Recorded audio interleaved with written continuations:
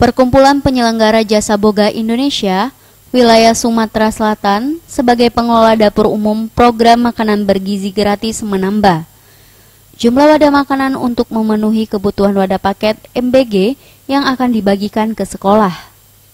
Penambahan jumlah wadah makanan itu sekitar 5.000-an wadah, sebab semula terdata berjumlah 69.500.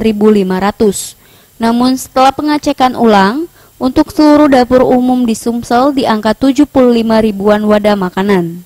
Meski dalam beberapa waktu lalu pelaksanaan makan bergizi gratis di beberapa kali mengalami persoalan, ke depan untuk pengiriman lanjutan dipastikan tidak akan ada masalah teknis yang serius.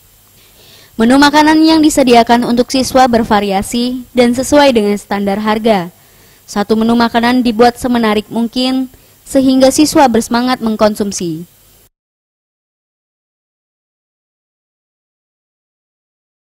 Awalnya kita menyiapkan komprena sekitar 69.500, tapi ternyata di lapangan kan awalnya satu titik dapurnya 3.000, ternyata ada yang 3.500, ada 3.400, ternyata kan total sekitar 75.000. Tim Liputan Sriwijaya TV.